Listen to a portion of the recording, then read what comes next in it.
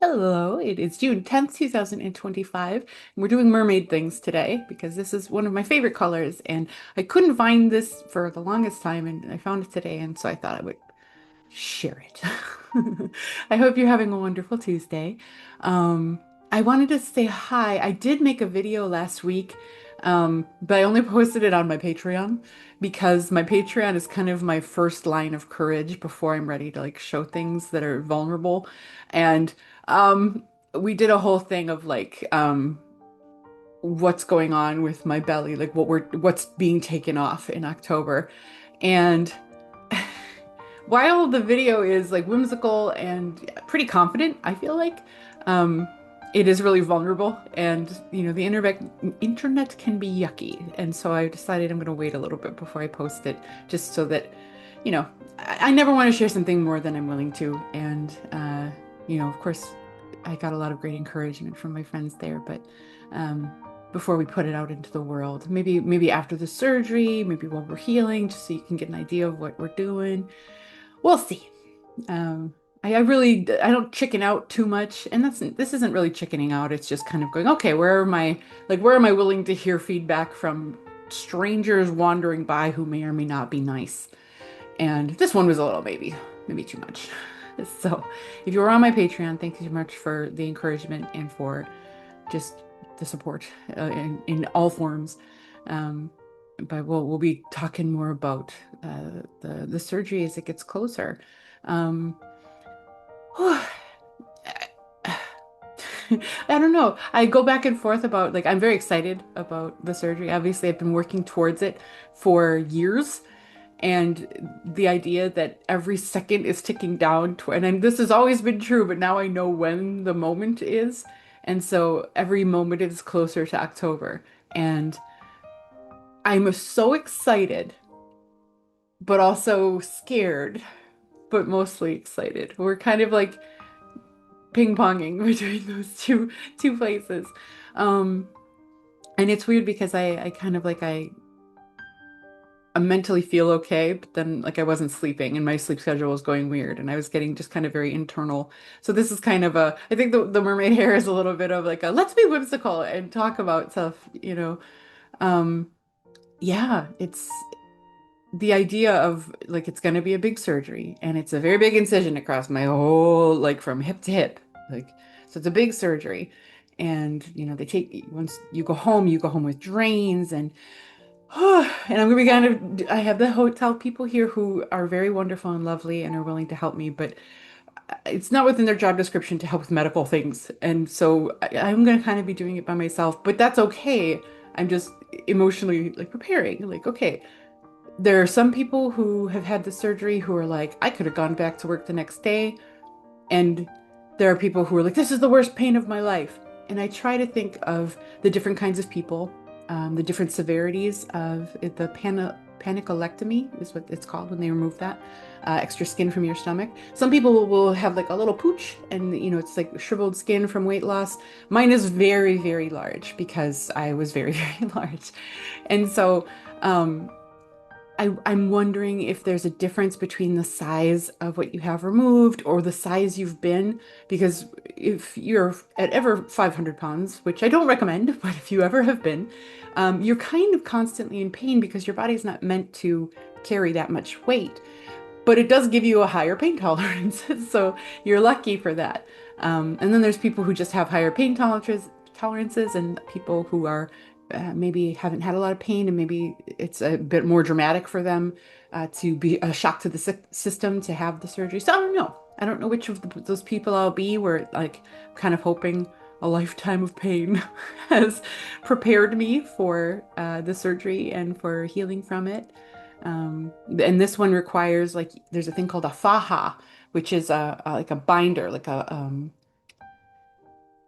I don't know, like a corset kind of thing, and you wear it and you put foam underneath it, and it keeps your body compressed, so that you don't swell and stretch the skin that has been operated on.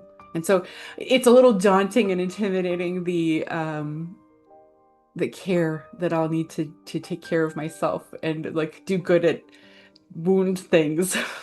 So I'm a little nervous, but we got through the hip surgery fine, and that was a whole removal of a bone from my body, and that was, so we did good on that. So I assume we're going to be doing well on the next one. It's just, fear of the unknown and all of that stuff. So we'll get there. Um, but yeah, I go back and forth of like how great I'm feeling, like on an emotional level. And today we're hanging in. I think I'm getting a little bit of a cold. Um, just feel kind of run down. And so I'm trying to just kind of rest and emotionally rest as well.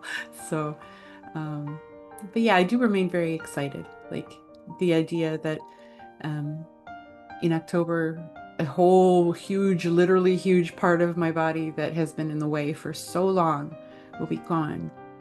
And thinking like when I walk that I have this thing pressing against my legs the whole time I'm walking, that'll be gone. And I can actually take it and put it to the side and like be like, this is what it's gonna look like when this is gone. Oh, and I have another surgeon that I'm talking to on July 2nd who deals more in weight loss uh, surgeries after weight loss. And so I'm going to be talking to him about my legs. And it's very possible that he might say, okay, you're having your surgery in October. Let's get you on the schedule for like January. So, like by January, I don't remember if I said this before. My brain is a little bit foggy. So, if I'm repeating myself, I apologize. But by January, or let's say by March, by my birthday, I could have all of my big surgeries done, which is really cool and scary, but mostly cool. And like just thinking about how much life will change. Like when my legs are finished, I'll be able to like drive if that ever becomes a thing, or at least be able to walk. Like I have these thoughts of like what I want to do once all of these surgeries are done. And like maybe moving to a town where I can be, or moving to a place where I have like a bus stop nearby, and I could take the bus and go to different places and kind of get out. Because right now, if I go out, it's using an Uber, and it's not very cost effective to go out. So I do kind of spend a lot of time inside, which is fine. As the weather gets nicer, I'm doing like more walking around, which is good. Um, but yeah, like life's really going to change when I get to the point where I can either ride a bus or like someday get a car or travel or just different things. And yeah, it's a big difference from being inside for 6 years in the same kind of like 8-foot space. And I think that takes a little bit of emotional getting used to as well.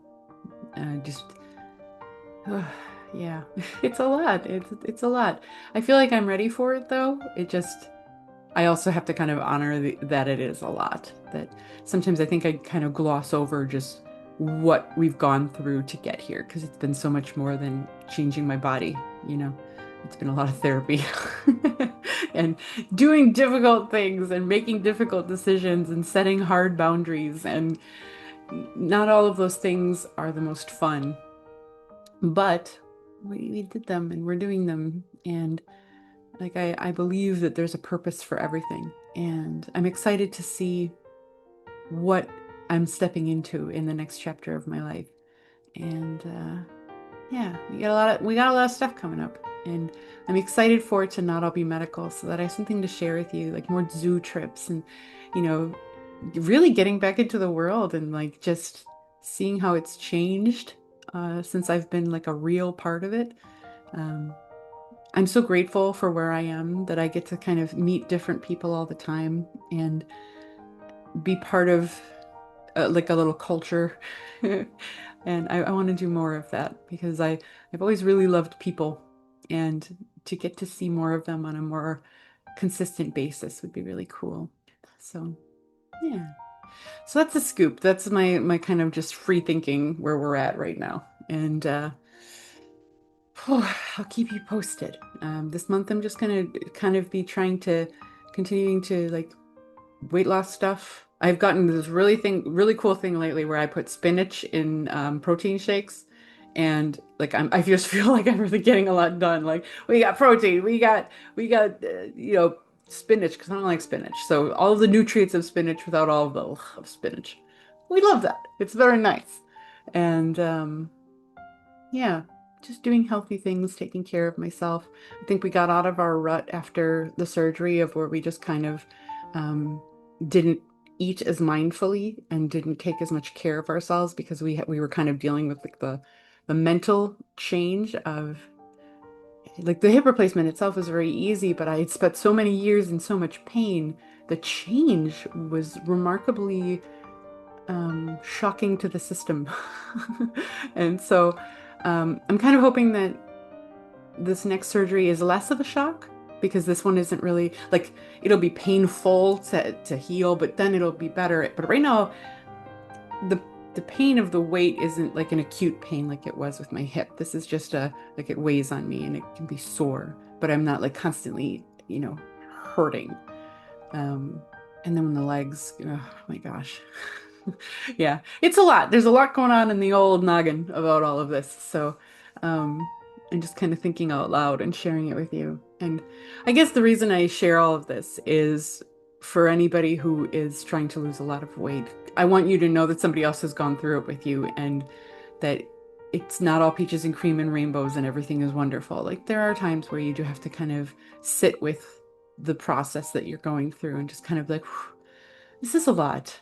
And it's okay for me to be overwhelmed or depressed or, in my head about things because there's a lot to think about. But then also there is like to have faith in the process and trust that working toward a goal, everything's going to have a purpose and that you're going to be happy at the end of it. And ideally happy through it too. One of the things that I'm really trying to remember is that I'm a full person right now. That if I never got any surgeries and I walked around the world as I am now, I am just as valuable as I will be in 4 months when, some of my skin is removed. That that has been a process that over the last 4 years that has been hard fought. Um, that you never need to apologize for existing how you are. And I think that that's an important lesson to learn as early as you can and to accept as early as you can because it makes everything so much easier. And some days you have to remind yourself, and some days somebody has to remind you. And some days you just walk in it and you're feeling sassy, and that's also wonderful. But um, yeah, you are worth all of the things just as you are. So if nobody told you that today, I'm telling you, you're awesome. Okay. All right. Well, anyway, I'm going to let you go. Go be awesome. Go have a wonderful day. And I love you. I will talk to you later. Bye.